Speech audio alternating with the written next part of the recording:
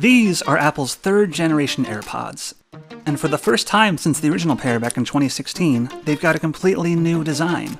They sound better, are now water and sweat resistant, and have better battery life. Apple's also added some new tricks like spatial audio head tracking, and if you lose your AirPods, they're now easier to find than ever before. What hasn't changed about the AirPods is their seamless integration with Apple's ecosystem of devices. That's what has always set the AirPods apart and helped Apple sell an ungodly number of these things.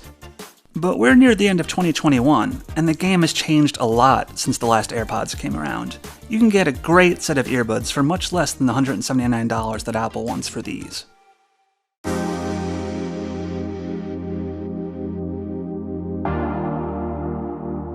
Take a quick look at the new AirPods hardware, and, well, they look like the AirPods Pro if you chopped off the ear tips. Their stems are now 33% shorter, and on each earbud is the same force sensor as on the Pros. You can squeeze once to play or pause, twice to skip to the next song, or 3 times to go back. These controls are the same on either earbud. You can press and hold the sensor too to bring up Siri, or use Hey Siri for hands-free voice commands. The charging case now opens in a landscape orientation, again, like the Pros, but it's smaller than the Pro case and comes in pretty close to the old one, just a bit thicker. It's still totally pocketable and has wireless charging. And while the second-gen AirPods supported wireless charging, the newer AirPods are specifically designed to work with Apple's MagSafe charging system. Magnets on the case guarantee a perfect alignment on the circular charging pad. But don't expect reverse wireless charging on your fancy new iPhone 13. That's still not an option. And as if to drive that point home, the AirPods case won't stick to the back of MagSafe iPhones. Now, while the design is new, the third-gen AirPods are still very much one-size-fits-most hard plastic. They rest inside your ears instead of going deep into your ear canal. Apple says it did a ton of research, thousands of ear scans, heat maps even, to improve their fit and comfort. And at least in my case, it really has made a noticeable difference. I've got friends and colleagues who love the barely there fit of the previous AirPods, but my ears were never a great match for them. They just came loose way too easily. These new buds are still super lightweight and comfortable, but something about the contours feels more secure, and I don't have that same constant anxiety about them just falling out and down a sewer grate or something. I do still prefer regular earbuds with tips over this open style that lets in so much outside noise, but I can finally say now that AirPods fit my ears. If you've had trouble with the older design, it's worth trying this new one for sure. As for how they sound, Apple says the new AirPods have custom drivers and amplifiers, and they also have the same adaptive EQ feature as the AirPods Pro and AirPods Max. Each earbud has an inward-facing mic that analyzes what you're hearing and tunes in real time, so Apple claims, the low and mid frequencies based on the shape of your specific ears for the best sound.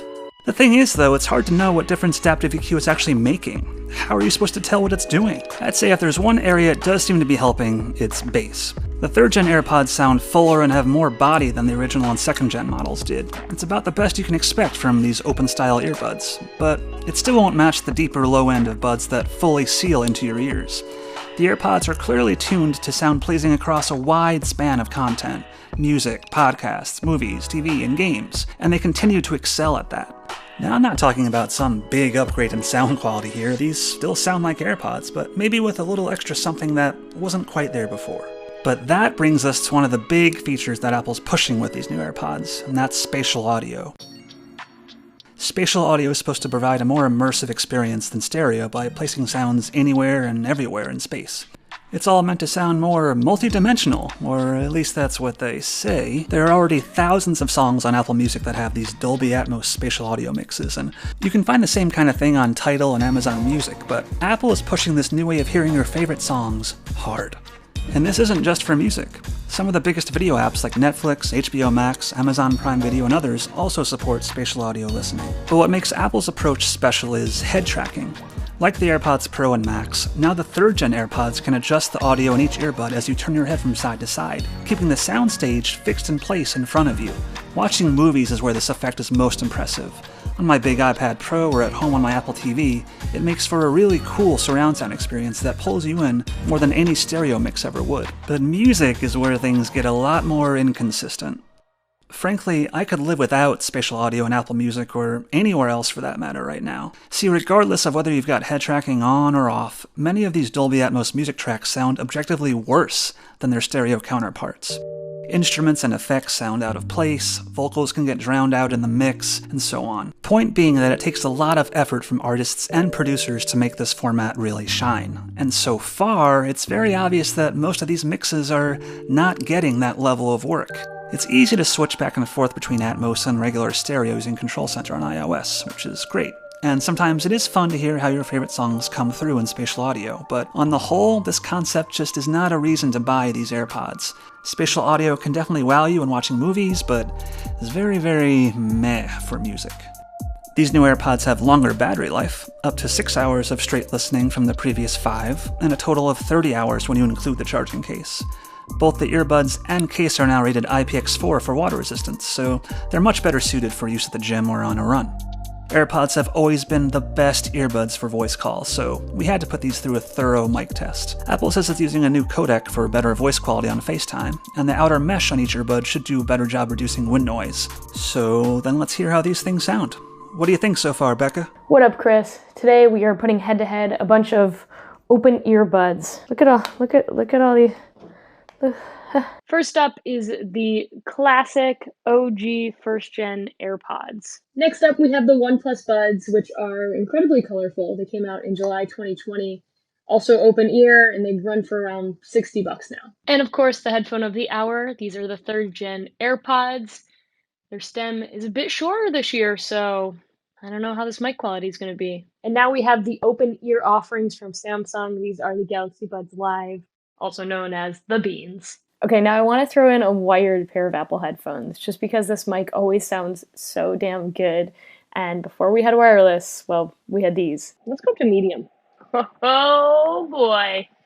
All right, we're back.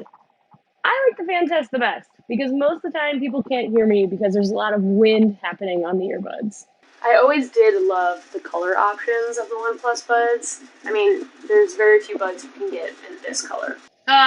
Man, sometimes I get really worried about doing the wind test because I know that it drives my hair into a particular direction that I don't always love, but anything for you, buds.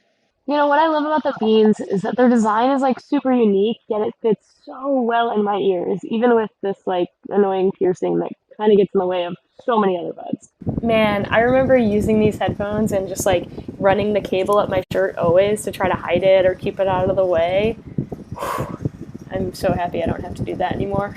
Wow. Competition is getting stiff in the mic department. It is good to know that the third gens sound just as good as the first gen AirPods, and nothing can beat the wired headphone still. I mean, the mic is like right here, so of course not. But anyway, back to you, Welch.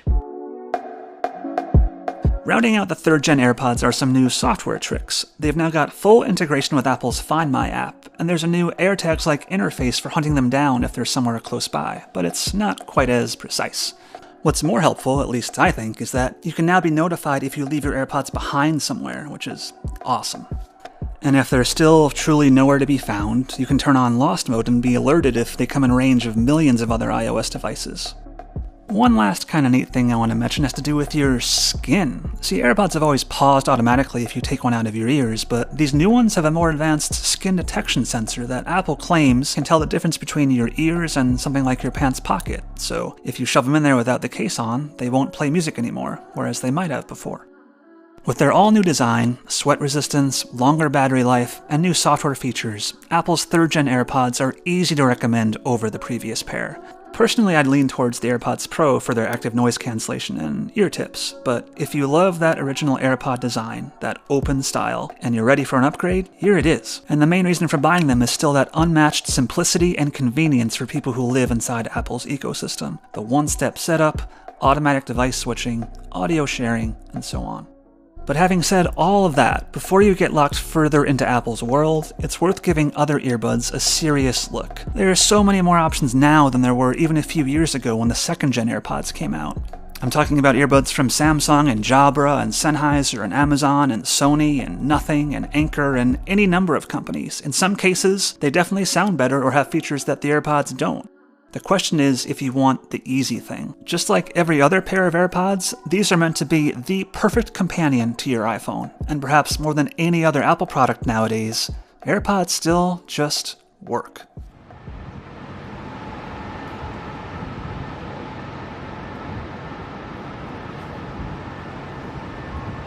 Just walking up the middle of the street. You own this city.